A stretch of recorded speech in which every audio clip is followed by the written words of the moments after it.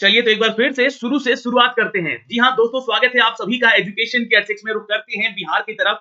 Channel पे आप नए हैं तो प्लीज चैनल को सब्सक्राइब कर लीजिएगा। बिहार एसटीईटी 2024 क्या है सर, इसके बारे में जरा हमें डिटेल में बताएं। ये सबसे पहला सवाल। तो देखिए, बीएसईबी यानी कि बिहार सेकेंडरी एजुकेशन बोर्ड, यहाँ पर जो है आप लोग के लिए ये हर साल अब 2 बार एग्जाम कंडक्ट कराएगी एसटीईटी का। तो सर सवाल दूसरा यहाँ बनता है कि क्या ये वैकेंसी है सर? नहीं, ये कोई वैकेंसी नहीं है, ये एक एलिजिबिलिटी टेस्ट है। ये टीचर बनने के लिए एलिजिबिलिटी टेस्ट है, जो कि सेकेंडरी लेवल पे, यानी कि अगर आप 9 टू 10 या फिर अगर आप 11-12 के शिक्षक बनना चाहते हैं, तो जैसे आपकी योग्यताएं होती हैं, जैसे कि आपका ग्रेजुएशन होना जरूरी है, बीएड होना जरूरी है, उसी तरह आपको यहाँ पर एसटीईटी पास होना भी जरूरी है। सर ये सवाल तो आप पिछली बार भी बता चुके थे, लेकिन इस बार नया क्या है? तो नया ये है कि 2024 में आप लोग का बीपीएससी टीआरई थर्ड आने वाला है। बीपीएससी टीआरई थर्ड के लिए आप अगर जो छात्र एसटीईटी क्लियर नहीं कर रखे हैं, उनको एग्जाम ये देना है। तो अब तीसरा सवाल ये बनता है यहाँ पर कि सर हमने 2019 का एग्जाम क्लियर कर रखा है, हमने 2023 वाला भी क्लियर कर रखा है अपने सब्जेक्ट को लेकर, तो क्या हम इस एग्जाम को देंगे? तो बिल्कुल मत दीजिएगा जिनका क्लियर है। लेकिन बहुत सारे ऐसे स्टूडेंट, बहुत सारे ऐसे छात्र हैं जिनका कि सब्जेक्ट कॉम्बिनेशन और एलिजिबिलिटी को लेकर वो पिछले एग्जाम को नहीं दे पाए या गलतियां कर बैठे हैं, उनके लिए ये मौका है, उनके लिए ये सुनहरा अवसर है। इसलिए उन अभ्यर्थियों को मैं कहूंगा कि बहुत ही सावधानी से यहाँ पे अपने फॉर्म को भरेंगे। सब्जेक्ट कॉम्बिनेशन के बारे में हम आपको डिटेल वीडियो देंगे, आगे भी देंगे, लेकिन इस वीडियो के माध्यम से जो नोटिफिकेशन आया हुआ है उस नोटिफिकेशन पर चलेंगे और एक एक करके स्टेप बाय स्टेप करके। देखिए वीडियो तो लंबा बनेगा, लेकिन अगर आप चाहते हैं कि हम जानकारी संपूर्ण ले, तो वीडियो को कंप्लीट देखिएगा। और जो भी छात्र एलिजिबिलिटी की बात करता है, तो मैं आपको बता दूं कि आपको क्लास 9 से 10 और 11 से 12 के लिए ये जानकारी है। तो वहां पे आपका पहले तो ग्रेजुएशन कंप्लीट होना चाहिए, और अगर आपने पीजी कर रखा है तो आप 11-12 के लिए अप्लाई कर सकते हैं। अगर आपका ग्रेजुएशन और पीजी कंप्लीट है, साथ ही साथ आपका बीएड कंप्लीट होना चाहिए। और बीएड कब होना चाहिए? तो ग्रेजुएशन के बाद होना चाहिए या फिर पीजी के बाद होना चाहिए। ये ध्यान रखिएगा, इससे पहले नहीं होना चाहिए, मतलब कि ग्रेजुएशन से पहले नहीं होना चाहिए बीएड। और एसटीईटी कब क्लियर होना चाहिए? तो एसटीईटी भी आपका ग्रेजुएशन से बाद का कंप्लीट होना चाहिए। अब ऐसा अभ्यर्थी बहुत सारे होंगे यहाँ पे जो कि अपियरिंग में होंगे। अपियरिंग में होने के से वो पूछेंगे कि सर हम अभी अपना फॉर्म भर दें? तो बिल्कुल मत भरिएगा, आपको एसटीईटी 2025 का मौका मिलेगा, या 2 बार एग्जाम लेंगे ये लोग, तो हो सकता है कि दिसंबर वाला जो है आप भर के एग्जाम दीजिएगा। लेकिन मैं इसलिए बोल रहा हूं नहीं, क्योंकि पिछली बार आपके वैकेंसी से उन लोगों को बाहर किया गया है जिनका ग्रेजुएशन से पहले एसटीईटी क्लियर था। तो अब सारी चीजें यहाँ से क्लियर हो चुकी होंगी। अब आगे बढ़ते हैं और आपको सीधे नोटिफिकेशन पर लेकर चलते हैं, लेकिन उससे पहले छोटा सा रिक्वेस्ट है कि प्लीज वीडियो को शेयर कीजिए। चैनल पे नए हैं तो चैनल को सब्सक्राइब जरूर कर लीजिएगा। मैं हूं आपका दोस्त जितेंद्र कुमार, जो कि आपको इस वीडियो के माध्यम से सारी जानकारी स्टेप बाय स्टेप देने जा रहा हूं। दोस्तों ये जो नोटिफिकेशन आया हुआ है आज के दैनिक भास्कर के पेपर पे आया हुआ है, आप लोग जाके वहां से भी चेक कर सकते हैं। वैसे मैं इस नोटिफिकेशन को थोड़ा-सा ज़ूम करके दिखलाऊँगा और सारी एलिजिबिलिटी आपको यहाँ से बताने जा रहा हूँ। तो बताऊँगा, कंप्लीट देखिएगा इस वीडियो को, है ना? सारी जानकारी आपको यहाँ से मिलेगी, एक-एक करके हर वो अपडेट आपको इस वीडियो के माध्यम से। देखिए, ये जो आपका वैकेंसी है, जो कि वैकेंसी के बारे में अपडेट किया गया है, मतलब पात्रता परीक्षा है जो, इसके बारे में जो अपडेट किया गया है, ये कहता है कि एसटीईटी 2024 उनको देना ज़रूरी है जो छात्र चाहते हैं सम्मिलित होना आपकी आगामी परीक्षा बीपीएससी टीआरई थर्ड में। जी हाँ दोस्तों, आपको बता दें कि ये यहाँ पर जो है पेपर 1 यानी कि माध्यमिक परीक्षा, और पेपर 1 जो कि 9 टू 10 के छात्र देंगे, और पेपर 2 यानी कि 11-12 यानी कि उच्च माध्यमिक के छात्र इस परीक्षा के लिए परीक्षा देंगे। देखिए, अब यहाँ पे जो है संरचना क्या है इसकी, मतलब कि इसका आकार क्या है? तो पात्रता परीक्षा के प्रश्न बहुत वैकल्पिक होंगे, यानी कि ऑब्जेक्टिव क्वेश्चन पूछे जाएंगे। हर क्वेश्चन जो है 1 मार्क का होगा। नेगेटिव मार्किंग यहाँ नहीं होती है। लेकिन ये ध्यान रखिएगा, नेगेटिव मार्किंग ना होते हुए भी नॉर्मलाइजेशन किया जाता है, क्योंकि एक से ज्यादा शिफ्टों में परीक्षा होती है, तो यहाँ पे आप लोग के लिए यहाँ पर कठिनाई थोड़ी-सी हो जाती है, यानी कि मार्क्स घटते भी हैं और बढ़ते भी हैं यहाँ से। आइए, परीक्षा के विषय के बारे में समझते हैं यहाँ पर कि कौन-कौन से विषय, कौन-कौन से सब्जेक्ट से संबंधित है। तो पेपर 1 की हम बात करें, क्योंकि यहाँ पे क्या है कि क्लास 9 से 10th की बात होती है ना? तो यहाँ पे जो है आपका हिंदी विषय है, उर्दू है, और ये सब्जेक्ट कोड बिल्कुल वही है जो कि पिछली बार का था, ठीक है? हिंदी है, उर्दू है, बांग्ला है, मैथिली है, संस्कृत है, अरबी है, फारसी है, भोजपुरी है, अंग्रेजी है, गणित है और विज्ञान है और सामाजिक विज्ञान है। तो यहाँ पे ये 12 पेपर है। साथ ही साथ दोस्तों ये जो 12 पेपर की शैक्षणिक योग्यता दी गई है, यानी कि प्रशैक्षणिक योग्यता और शैक्षणिक योग्यता क्या होनी चाहिए? तो देखिए, आपका निर्दिष्ट विषय या विषय समूह, यहाँ पे सब्जेक्ट कॉम्बिनेशन की बात की गई है, मैं सब्जेक्ट कॉम्बिनेशन आपको अलग से समझाऊंगा अभी आगे चलकर। तो 50% मार्क्स आपका होना चाहिए किसी भी विश्वविद्यालय या स्नातक या स्नातकोत्तर में, अथवा यहाँ पर उत्तीर्ण होना जरूरी है, ये समतुल्य होना जरूरी है, और ये पास होना जरूरी है। ऐसा नहीं कि अपियरिंग वाले छात्र मत भरिएगा, मैं बार-बार आपको कह रहा हूँ, या अगर आप अपियरिंग में हैं, अभी ग्रेजुएशन हो रहा है आपका, तो आप ये मत कीजिएगा कि ये एसटीईटी का एग्जाम दीजिएगा, क्योंकि एसटीईटी तुरंत रिजल्ट दे सकती है, लेकिन आपका पता चलेगा कि एग्जाम से आप लोग जो है आपका ग्रेजुएशन के सर्टिफिकेट से पहले इसका सर्टिफिकेट आ गया, तो आपका कोई मतलब नहीं रह जाएगा। और यहाँ पे देखिए दूसरी चीज लिखी गई है दोस्तों, यहाँ पे क्या लिखी गई है कि राष्ट्रीय अध्यापक शिक्षा परिषद यानी कि एनसीटी के द्वारा मान्यता प्राप्त से आपका शिक्षा में स्नातक होना, बीएड होना जरूरी है। तो ये बीएड और आपका ग्रेजुएशन के बारे में, पहले आपका ग्रेजुएशन 50% का होना चाहिए, फिर आपका बीएड पास होना चाहिए। ठीक, आगे बढ़ते हैं। अथवा, अथवा यानी कि ये अथवा यानी कि या मत समझिएगा, या नहीं है, ये और है, ये ध्यान में रखिएगा। किसी मान्यता प्राप्त विश्वविद्यालय से स्नातक भी पास हैं तो आप अप्लाई करें, अथवा साथ में स्नातकोत्तर है, यानी कि साथ में अगर आपने पीजी डिग्री कर रखा है तो कम से कम यहाँ पे 45% अंकों के साथ आप सहित स्नातक या स्नातकोत्तर तथा जो है 13/11/2002 की अधिसूचना एनसीटी का जो है उसके अनुसार जो है आपका एज क्राइटेरिया यानी कि समय सीमा, अध्यापक शिक्षा कार्यक्रमों की मान्यता से मानदंडों और मानकों की निर्धारण एवं नए पाठ्यक्रम के आधार पर प्रशिक्षण शुरू करने की अनुमति दी जाती है। तो ये तो नियमावली है हमारी 2002 की। तो आपका यहाँ पर 45% अगर है ना? कम से कम आपका केस में स्नातकोत्तर में आपने स्नातक कर रखा है और कम से कम 45% आपका मान लीजिए कि इसमें है ग्रेजुएशन में, और यहाँ पे जो है आपने स्नातकोत्तर भी साथ में कर लिया है, तो आप एलिजिबल हो जाते हैं सीधे तौर पे। यही यहाँ पे जो है मानदंड रखा गया है 2002 का।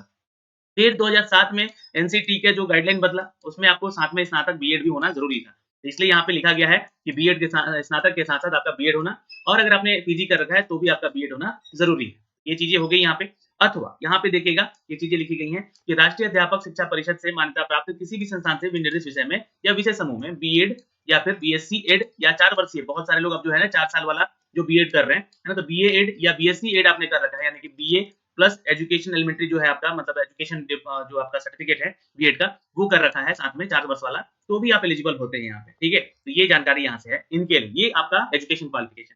आइए, एक और पोस्ट है यहाँ पे जो कि शारीरिक शिक्षा है, यानी कि जिसके लिए जो छात्र अलग से अपना करते हैं फिजिकल एजुकेशन के लिए कोर्स, उनके लिए। तो 50% तो होना ही चाहिए आपका शारीरिक शिक्षा में स्नातक, ये ज़रूरी है, ठीक है? ये आपका ग्रेजुएशन की डिग्री को बताता है। स्नातक होना, ठीक है? अब यहाँ पे अथवा बोल रहा है कि एक वैकल्पिक विषय के रूप में शारीरिक शिक्षा के 45% अंकों के सहित शारीरिक शिक्षा में स्नातक की उपाधि तथा एसोसिएशन ऑफ इंडियन यूनिवर्सिटी, ये ध्यान में रखिएगा, ये सारी चीजें जो जोड़ी जाती है ना, यही छात्रों को नहीं समझ में आती है। तो यहाँ पे देखिएगा association of Indian university and Indian Olympic association द्वारा मान्यता प्राप्त संस्थान से राष्ट्रीय अथवा राज्य अथवा अंतरराज्यीय विश्वविद्यालय खेलकूद में आपका प्रतियोगिता, ये देखिए जो टीचर बनते हैं शारीरिक शिक्षा, ये खेलकूद के शिक्षक बनते हैं, इनका विषय कोड 113 है। 50% इनका अगर यहाँ पे नहीं है, मतलब मान लीजिए कि ग्रेजुएशन में, है ना? तो इनको क्या करना है, शारीरिक शिक्षा के आधार पर मांगा गया है, ध्यान रखिएगा, है ना? तो ये 45% अंकों के साथ भी हैं, और इनको यहाँ पर इंडियन ओलंपिक एसोसिएशन या फिर आपका जो है अंतर विश्वविद्यालय की खेलकूद के अथवा खेलकूद प्रतियोगिता में एथलीट्स में सहभागिता है, तो इनको अलाउ कर दिया जाता है, ठीक है? 45% के साथ यहाँ पे शारीरिक शिक्षा में स्नातक हैं, तो भी आप यहाँ पे अलाउ होते हैं। एक वैकल्पिक विषय के रूप में शिक्षा, जो शारीरिक शिक्षा के साथ-साथ 40% अंकों के साथ स्नातक भी अगर आपका चलेगा। वैकल्पिक विषय के रूप में अगर आपने शारीरिक शिक्षा को लिया है और साथ में न्यूनतम 40% के साथ आपने स्नातक किया है, तो भी आप यहाँ पे अलाउड हैं, ठीक है? आगे बढ़ते हैं, यहाँ पे देखिएगा ऐसा स्नातक जिसने कि खेल-कूद में या स्कूल के या कॉलेजिएट में या फिर राष्ट्रीय अध्यापक शिक्षक परिषद के मानदंड 2007 के अनुसार यहाँ पर एनसीसी भी सी सर्टिफिकेशन किया है एनसीसी का, तो भी आप यहाँ पे पात्र होंगे इस परीक्षा को देने को लेकर, ठीक है? अब यहाँ पे देखिएगा तो शारीरिक शिक्षा में 3 वर्ष की अवधि का स्नातक यानी कि बीपीएड जो है आपका होना ज़रूरी है, ये समतुल्य होना ज़रूरी है। बीपीएड का होना, बीपीएड एक सर्टिफिकेशन है, जो कि आपको जैसे कि बीएड होता है ना, ये बीपीएड होना ज़रूरी है आपका, ठीक है? यानी कि फिजिकल एजुकेशन में आपका बीएड होना ज़रूरी है।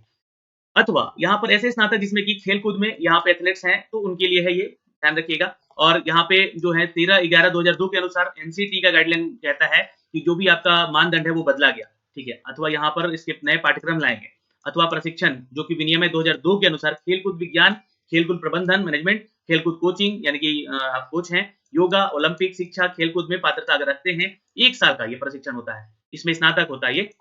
तो अगर आपने ये किया है, तो आप यहाँ पे एलिजिबल हो जाते हैं। ओके, तो ये आपका एलिजिबिलिटी है एनसीटी के गाइडलाइन के अनुसार, जो कि यहाँ पे है। फिर उसके बाद एक और है यहाँ पे कि एनसीटी के द्वारा जो है अगर आप किसी संस्थान से शारीरिक शिक्षा में कम से कम 1 वर्ष का अवधि का स्नातक कर लेते हैं, बीपीएड कर लेते हैं, तो आप इसको समतुल्य माना जाएगा, तो ये भी आप एलिजिबल हो जाते हैं। अब आइए यहाँ पर जो विषय है, संगीत विषय है, ललित कला है, नृत्य कला है, नृत्य विषय है, तो इनका भी एग्जाम होता है, जैसा कि आप लोगों ने देखा ही होगा। तो न्यूनतम 50% होना चाहिए, कहाँ? आपके स्नातक में, ठीक है? और 114 कोड है इसका, स्नातक उपाधि होना चाहिए अथवा इसके समकक्ष अर्हता होनी चाहिए। मान्यता प्राप्त संस्थान से संबंधित किसी प्रकार का विवाद उत्पन्न होने पर प्रशासनिक विभाग का निर्णय अंतिम होगा, यानी कि ये कह दिया गया है एनसीटी का ही लास्ट डिसीजन यहाँ पे माना जाएगा, ठीक है? अब यहाँ पे आगे छोड़िए, आगे चलते हैं। ये न्यूनतम 50% के साथ जो है ललित कला में किसी भी प्राप्त विश्वविद्यालय अथवा मान्यता प्राप्त बोर्ड से संस्थान से ललित कला विषय में स्नातक होनी चाहिए। यहाँ भी वही सिचुएशन है इनका, और यहाँ पे जैसे संगीत में होना चाहिए था, यहाँ पे इनका जो है ललित कला में होना चाहिए था, ठीक है? तो ये ग्रेजुएशन होना चाहिए, या फिर जो भी विवाद होता है तो इसके समकक्ष जो है विवाद का प्रकार उत्पन्न होने पर प्रशासनिक विभाग ही इसका अंतिम निर्णय लेगा, मतलब एलिजिबल होंगे नहीं होंगे इसके बारे में। न्यूनतम 50% अंकों के साथ किसी मान्यता प्राप्त संस्थान से विश्वविद्यालय में नृत्य में स्नातक उपाधि अथवा उसके समकक्ष अर्हता मान्यता प्राप्त संस्थान से संबंधित किसी प्रकार का विवाद उत्पन्न होने पर प्रशासनिक विभाग, यहाँ भी स्नातक मांगा गया 50%। देखिए यहाँ पे क्या होता है ना कि जो लोग बीएड नहीं होता है संगीत वगैरह में, है ना, ये खुद ही 6 साल का कोर्स होता है, तो अपने आप में एक बड़ी डिग्री है ये। तो यहाँ पे सिर्फ 50% जो है आपका माँगा कि ग्रेजुएशन होना ज़रूरी है अपने उन विषयों में, ठीक है? अब विशेष अध्यापकों के लिए भी यहाँ पे दे दिया गया है। वैसे तो विशेष अध्यापकों का जो अलग एक वैकेंसी मतलब कि 1700 कुछ पोस्ट के लिए जो नोटिफ़िकेशन जारी किया गया है, उसका एग्ज़ाम भी लिया जाएगा। मैं उसका नोटिफ़िकेशन भी आपको दिखला दूँगा, है ना? तो उसको भी आप लोग देख लीजिएगा। मैंने दिखला ही दिया, लास्ट वीडियो बनाया था आप लोग के लिए, जो कि यहाँ पे उसके बारे में बोला भी गया है कि भारतीय पुनर्वास परिषद के वैध होना चाहिए, आपका सीआरआर नंबर धारित होना चाहिए। ये सब के बारे में हमने आपको वीडियो में बताया हुआ है, तो जो भी लोग विशेष अध्यापक वाले हैं, वो देख लीजिएगा। और उसके साथ-साथ जो है दिव्यांगता के क्षेत्र में 6 महीने का आपको ट्रेनिंग भी होना चाहिए अध्यापन का, पढ़ाने का। ये जानकारी मैंने वहाँ भी आपको दी है। चलिए अब समझते हैं सब्जेक्ट कॉम्बिनेशन को, चूँकि वीडियो बहुत ही लंबा हो जाएगा। तो यहाँ पे देखिएगा तो जो विषय समूह है, जैसे कि अगर आप गणित के शिक्षक बनते हैं, समझिएगा चीज़ों को, है ना? गणित के शिक्षक बनते हैं, तो स्नातक स्तर पर गणित तो पढ़ा हुआ होना ही चाहिए आपका। साथ ही साथ भौतिकी, इलेक्ट्रॉनिक्स, कंप्यूटर साइंस, है ना? ये ध्यान से देख लीजिएगा। गणित के साथ-साथ अगर आपने यहाँ पर भौतिकी में, इलेक्ट्रॉनिक्स में, कंप्यूटर साइंस में, रसायन विज्ञान में, सांख्यिकी विषय में कोई 2 विषय स्नातक स्तर पर पठित हो, तो आप यहाँ पे एलिजिबल होंगे मैथ के टीचर बनने के लिए। इस बार क्या बदलाव किया गया है? तो कंप्यूटर साइंस को यहाँ पे मैथ के टीचर के लिए अलाउ कर दिया गया है।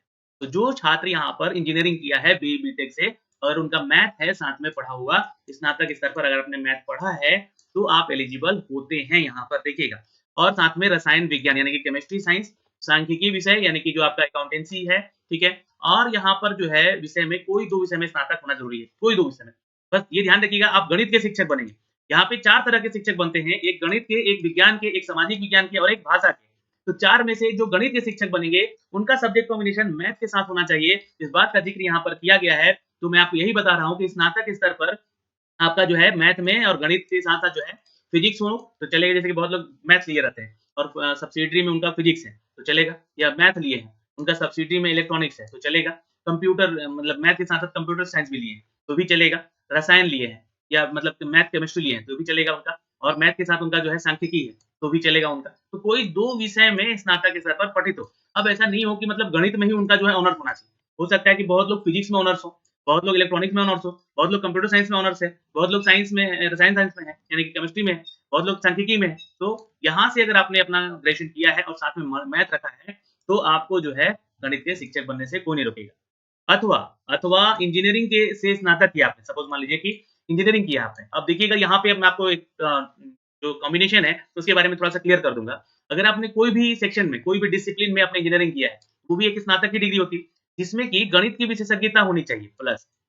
ठीक, सपोज़ मान लीजिए आपने कंप्यूटर साइंस से किया है, तो मैथ तो पढ़ा ही होगा ना, मैथ तो आप लोग 4 सेमेस्टर पढ़ते हैं वहाँ पे साइंस, कंप्यूटर साइंस वाले या इलेक्ट्रॉनिक्स वाले, या फिर अगर आप मैकेनिकल वाले, कोई भी डिसिप्लिन में हैं, तो मैथ तो पढ़ते ही हैं आप लोग इंजीनियरिंग में। तो आप लोग एलिजिबल हैं, बिल्कुल हैं। लेकिन इस बात का ध्यान रखिएगा, आगे मैं बीएड के बारे में बताऊँगा, क्योंकि अगर आप गणित के शिक्षक बनते हैं तो आपका बीएड होना भी ज़रूरी है, ठीक है? तो इस क्रम में स्पष्ट किया जाता है कि स्नातक स्तर पर कंप्यूटर साइंस में बीसीए की योग्यता को भी सम्मिलित माना जाए। चलिए भाई, यहाँ पे कंप्यूटर साइंस में अगर आपने बीसीए किया है, आप बनना चाहते हैं मैथ के टीचर, तो आप एलिजिबल होंगे बीसीए वाले, ठीक है? ये जो नियमावली है, ये पिछली बार ही बदल दिया गया था। तो बीसीए एलिजिबल हो जाएँगे मैथ के शिक्षक के लिए, लेकिन आपका बीएड होना ज़रूरी होगा, ठीक है? अब ये तो हो गया गणित के शिक्षक के लिए। विज्ञान के शिक्षक के लिए स्नातक स्तर पर अगर आपने जंतु विज्ञान यानी कि प्राणी विज्ञान, वनस्पति विज्ञान और रसायन विज्ञान, है ना?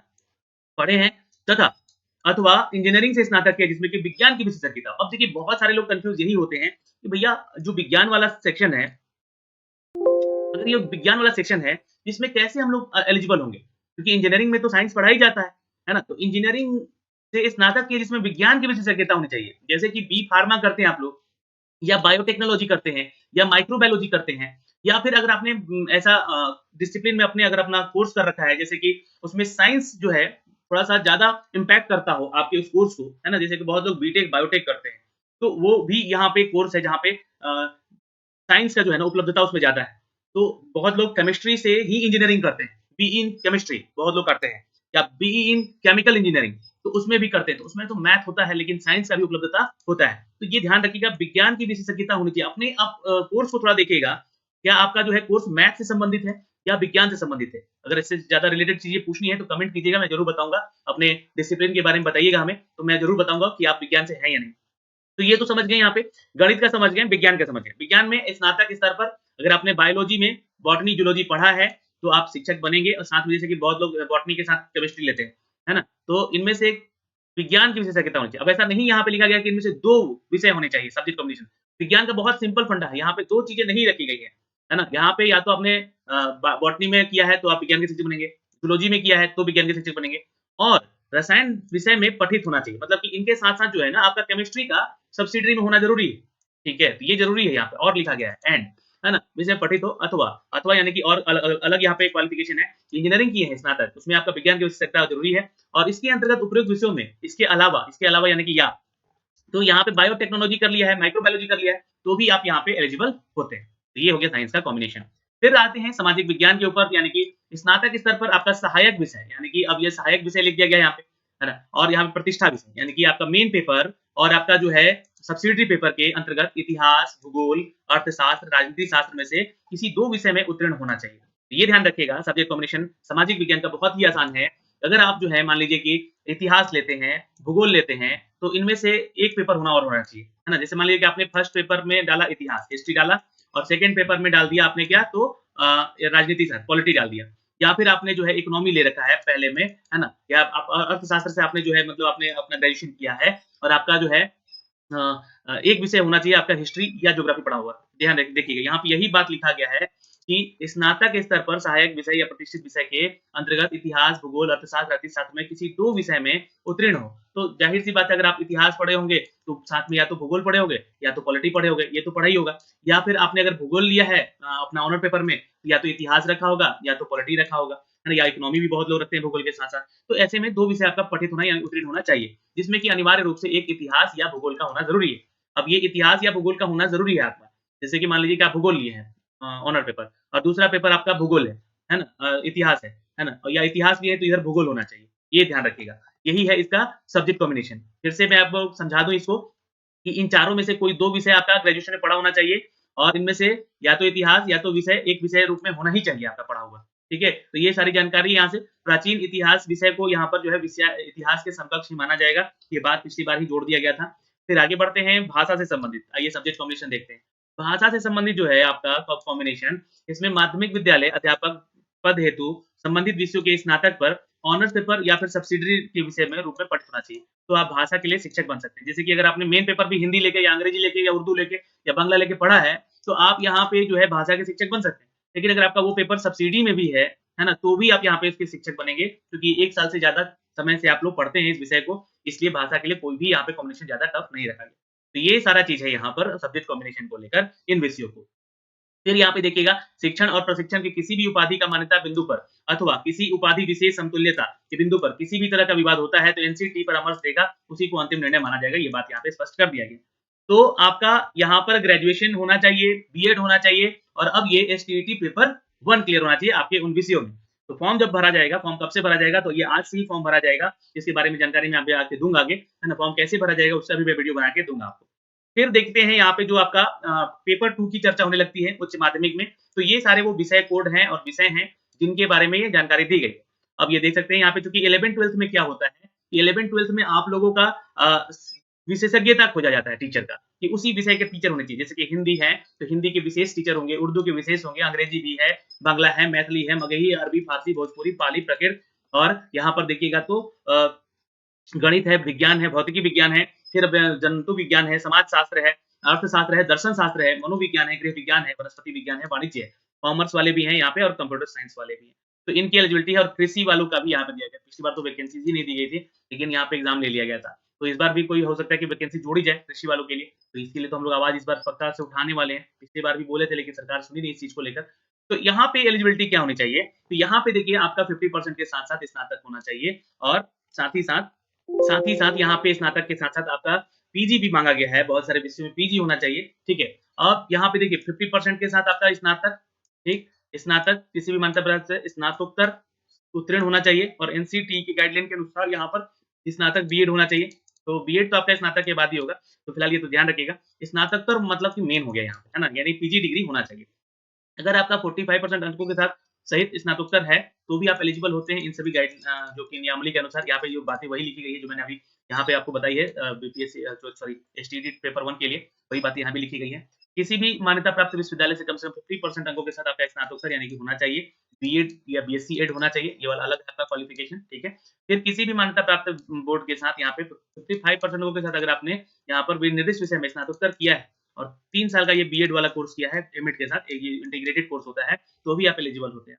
ठीक है। वाणिज्य यानी कि कॉमर्स वाले सेक्शन के देखिएगा तो यहाँ पे जो है 50% अंकों के साथ जो है आपका मान्यता प्राप्त विश्वविद्यालय से स्नातकोत्तर होना चाहिए, यानी कि एमकॉम होना चाहिए आपका, तथा सामान्य विषयों के लिए निर्धारित प्रशिक्षण अर्हता भी होनी चाहिए, यानी कि आपका बीएड भी होना चाहिए साथ में, ठीक है। एमकॉम के साथ-साथ बीएड भी होना ज़रूरी है।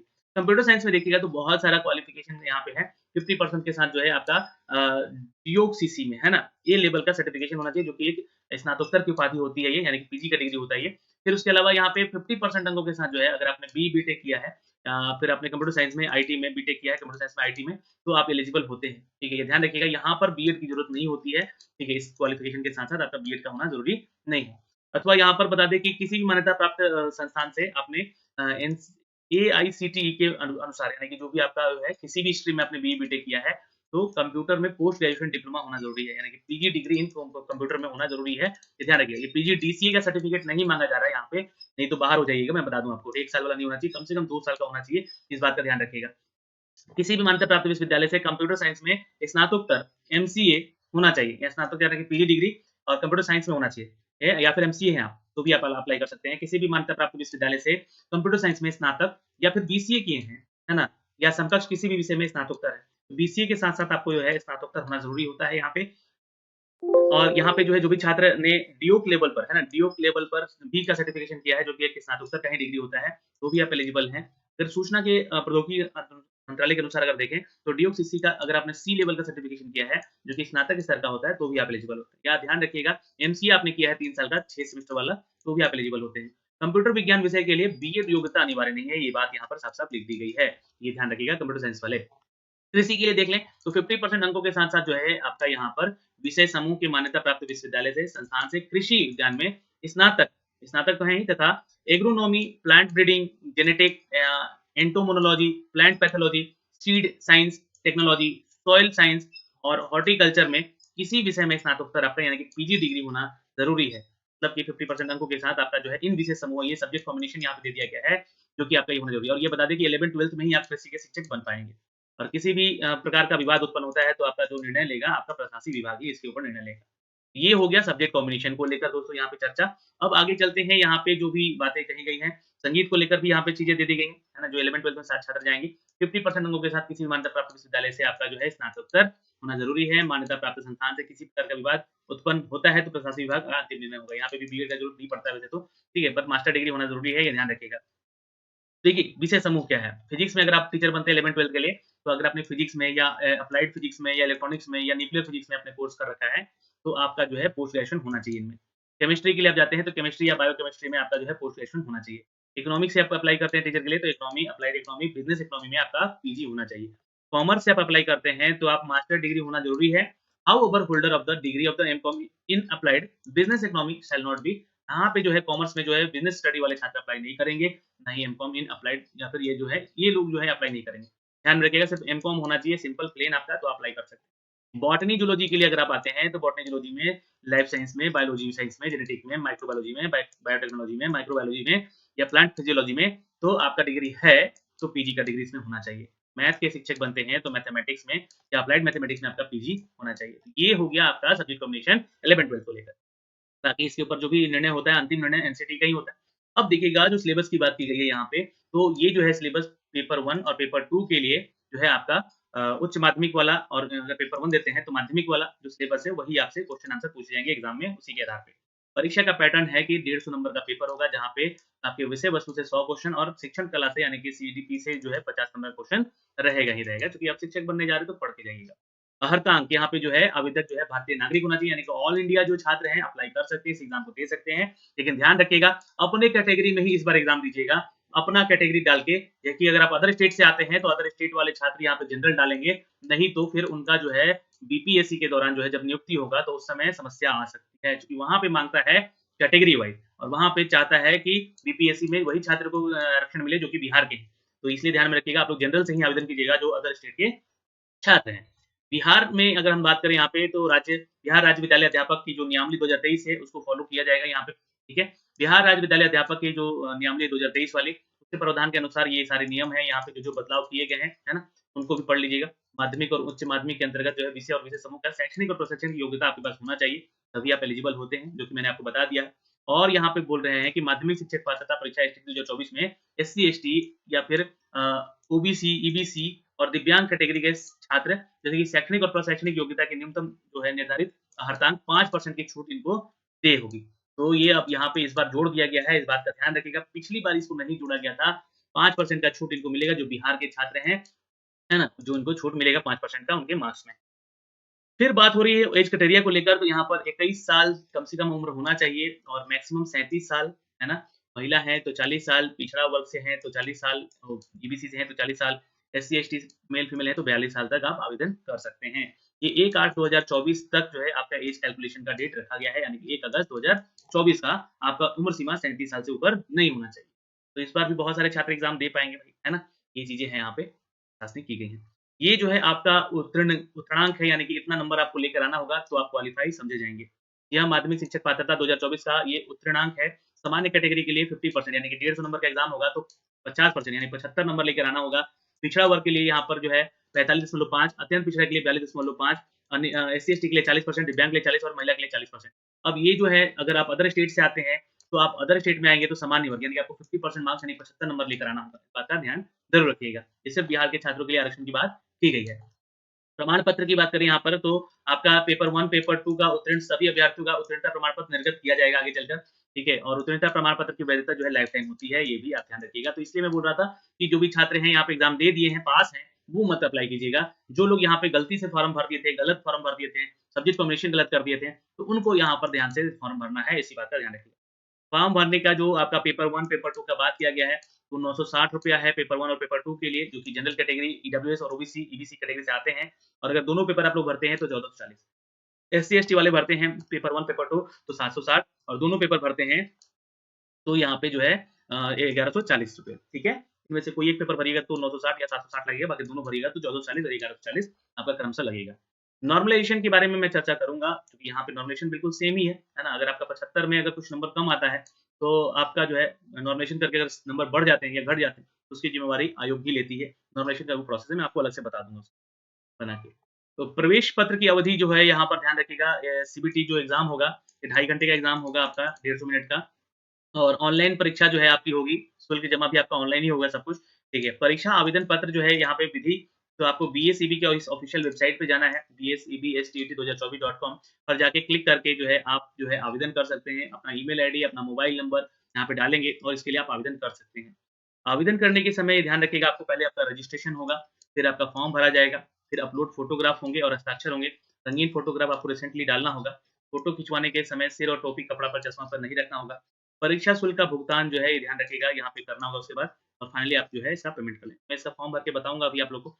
प्रमाण पत्रों का जो है उपलब्धता यहाँ पे ये होना चाहिए कि आपके पास मैट्रिक का सर्टिफिकेट होना चाहिए, जो कि जन्म प्रमाण पत्र का काम करेगा, और इंटरमीडिएट का होना चाहिए, स्नातक का होना चाहिए, स्नातकोत्तर होना चाहिए, बीए कृत का प्रमाण पत्र होना चाहिए, ठीक है? और अन्य शिक्षण योग्यता जो भी है आपका वो माँगा गया है उसका होना चाहिए। आवासीय होना चाहिए अगर बिहार से हैं तो, एससी-एसटी से हैं तो उसका जाति प्रमाण पत्र होना चाहिए। ईबीसी, ओबीसी से हैं तो भी एनसीएल सर्टिफिकेट होना चाहिए।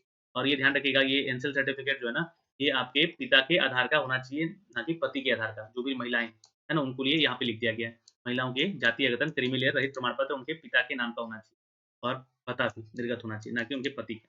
दिव्यांग हैं तो उनका भी प्रमाण पत्र चाहिए, और भूतपूर्व सैनिक है तो उनका भी प्रमाण पत्र चाहिए। ये सारी जानकारी यहाँ से दी गई है, जो कि मैं फॉर्म भरते समय आपको बता भी दूँगा। फिर भी कोई डाउट होता है इन सभी चीज़ों को लेकर, तो आप ये हेल्पलाइन नंबर दिए गए हैं, इन हेल्पलाइन नंबर पे कॉल करें, ईमेल करें, यहाँ से रिप्लाई आपको इस बार ज़रूर मिलेगा। तो ये सारी जानकारियाँ हैं दोस्तों, जो कि यहाँ से अपडेट की गई हैं इस फॉर्म को लेकर, जो कि हमने आपको सारी जानकारी स्टेप बाय स्टेप करके बता दिया है। मैंने शुरुआत में ही आपको बोला था कि वीडियो थोड़ा-सा लंबा हो सकता है ना? तो वीडियो लंबा ही हो गया है, 25 मिनट का ये टोटल वीडियो हो गया। तो फिलहाल मैंने सारी जानकारी इस वीडियो के माध्यम से आपको दे दी है। कोई भी डाउट है तो कमेंट सेक्शन में कमेंट कीजिएगा, फॉर्म भर के मैं आपको अगला वीडियो बना के दूँगा। जय हिंद।